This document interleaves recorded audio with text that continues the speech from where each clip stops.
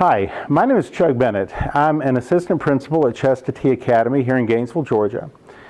Now you have just gotten, or you are about to get, some pieces of paper from school that look like this. They hold your students' scores from last spring's Georgia Milestone tests. There is a lot of information. The tests have changed and the numbers have changed. To help you understand this and make good use of this information, well, we've prepared this video. Now, you'll remember for years, after the CRCTs were given, students were divided into three categories. If they scored an 800 or higher, well, they met expectations. 799 and lower, they did not meet expectations. And then students that scored 850 or higher, well, they exceeded expectations. Now, if you've been around a while, and have some older students, you may remember back in the day that the numbers were actually different. That it was a 300 was the bar to get into meet expectations. 350 was the bar to exceed expectations. Now, the reason for the change was the curriculum changed, the standards changed. And so when the standards in the state of Georgia changed, they changed the test, and to reflect the different tests, they used a different range of scores. Now that brings up a concept that's a little tricky that you need to understand in order to interpret your child's scores, and that's the concept of scaled scores. These numbers do not reflect an actual percentage. So let's say Jimmy takes a 6th grade math test, and most of these tests have 60 questions. So we'll say he got 45 out of 60. That's 75%. Well, for a scaled score, that translated into an 850, which meant he just barely got into the exceed expectation category. Now, same year he took the test in science, and let's say he got the exact same score. Well, that scaled score translated into an 843. You see, the different subject areas, different years have a different criteria for the scaled scores. These are scores put together by statisticians who are people that, well, they're smarter than you and me, okay? The reason for this is to help you compare scores that have different levels of difficulty. Now, let's say that Jimmy's friend Susie got 46 out of 60. One question more, well, her score was 2 points higher, 852. But let's say she did the same thing in science, 46 out of 60. Well, it jumped 7 points up to 850. So scaled scores can be a pretty tricky concept.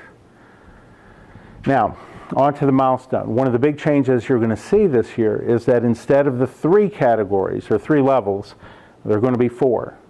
You have beginning learners, developing learners, proficient learners, and distinguished learners.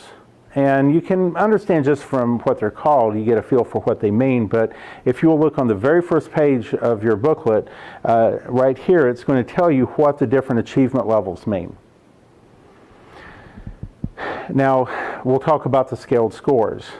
You remember how when the test changed, we changed numbers? Well, we've done the same thing here.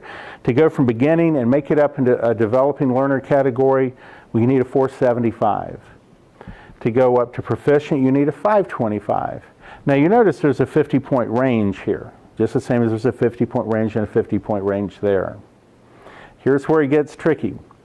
To go from proficient up to distinguished, well, it's going to vary. And it's going to vary according to subject and according to year. So here's an example. This is ELA, English Language Arts. And you can see in 6th, 7th, and 8th grade, 475 across the board to go from beginning to developing.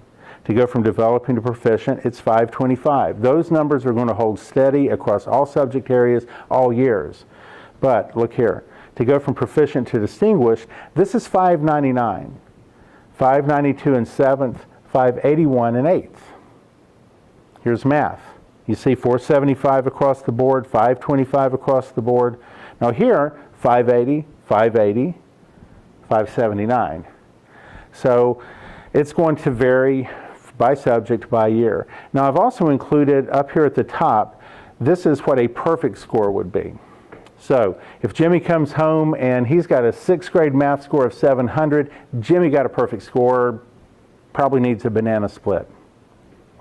Perfect score in 7th grade and in 8th grade.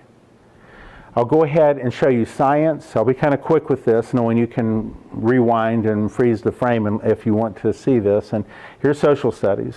So you can see the numbers vary here, but they're 475, 525. They're going to be rock solid. Now, one of the big things you're going to hear about this year is how they've raised the bar. The state of Georgia has taken the philosophy that if we raise expectations for children, if we set the bar higher, that it's going to cause them to perform better.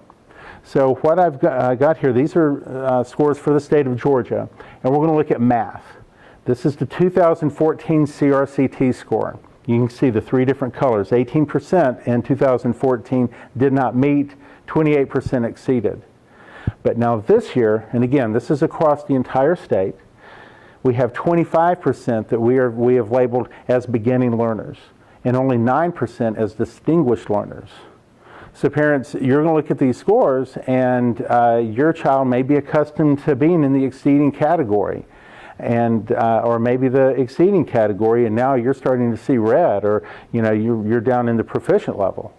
Well, this is happening across the state. And so we'll go ahead and look. You can see 7th grade math, 12% to 25%. 8th grade math, 18 to 25. This does not mean the students across the state of Georgia got dumber. Doesn't mean the teachers in the schools quit working. Everybody worked as hard and as well as they ever have. It's just that we're raising the bar. We've changed the numbers. We've changed the names to encourage the students to work harder. Here's science. You'll see the same pattern. Again, if you want to look more closely, rewind. Here's social studies. Now I saved ELA for last, and the reason why is, in years past we've had a reading test and a ELA test. This year, or this past year, it's just one single ELA test. So for comparison's sake, we can see this is 3%, 8%, but this year it's 30%. So you can see the state of Georgia has really raised the bar. Here's 7th grade, and here's 8th grade. Now, there's some other changes. Let's look back. We know that there are 4 levels versus 3. They've raised the bar. There is one ELA test instead of different ELA and reading tests. Now, here's another big difference. In the ELA test and the math test, they put in a writing component last year. So Jimmy's taken the test, and there's 5 or 6 multiple choice questions in a row, and then it's what we call a constructed response, but basically he has to write a paragraph in order to answer the question. And then maybe 4 or 5 more multiple choice, and then another constructed response. So these writing problems were salted into the ELA test and the math test. Not science and social studies. They stayed multiple choice all the way through. And another big difference. Last year, one day was devoted entirely to writing. Now, well, let's talk about the writing test part. See, on day 1, at least in Hall County, was for ELA.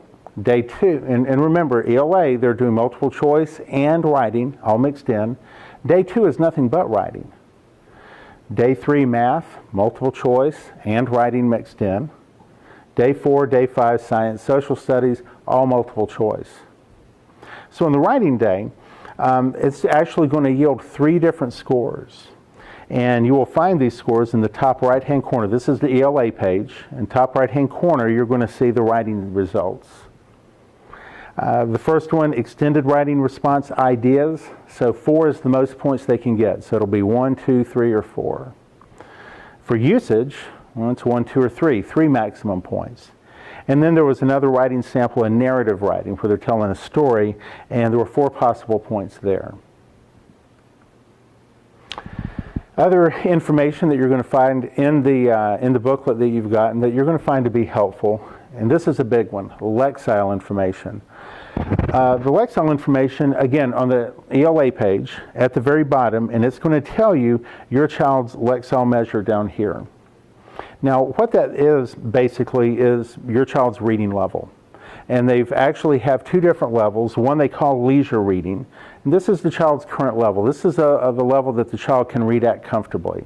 So he's or she's kicked back and just reading a book for fun. Usually this is leisure reading, and they're going to be reading at or a little below their what we call motivating challenge. In education, we call it an instructional level. This is a little bit higher than they're comfortable with. The vocabulary is going to be harder. The sentences are more complex. The ideas are a little higher. But this is what we want students to read in order to push them. This is how they grow. So ideally, the child is getting a mix of leisure reading and this motivating challenge reading. A word of caution. Too high of a level leads to frustration. You need to have an idea of your child's lexile level. If you're trying to get them to read books that are too hard, they're going to get frustrated and they're not going to like it and they're not going to do it. And parents, think of yourself. If someone gave you a book to read and there's a lot of vocabulary you don't understand and you don't know what in the world it's about, you're going to get tired of it pretty quickly. So that's a big mistake we make sometimes with children, is trying to push them too fast.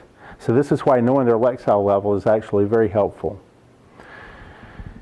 So if you look right here, it actually gives you some suggested titles, things that your child could read at the different levels. Another interesting piece of information that's new this year is national percentile. The CRCT and the Georgia Milestone, these are what we call criterion referenced. What that means is they're based on the standards that we've learned. We're testing how well the child learned the standards that they were supposed to in their classroom. But what they did this year, and you'll see the national percentile, right here on every page. What they did, they took questions from a nationally normed test, and all that means is a test that has been given to students nationwide. And so we can compare how our students did compared to students all over the country. The jury's out, I think, on how helpful this is going to be, because they're asking us questions that were not necessarily in our standards. And so to compare to other parts of the country where perhaps those questions were in those standards in, say, Texas or New York, that may skew the percentiles. So I wouldn't put a whole lot of weight into the national percentile until we've sort of proven this concept. But it does allow us to compare and get a little bit of a picture of how our students are doing nationwide. So, are these results all you need to know? Well, the short answer is no. I mean, these are very important, make no mistake.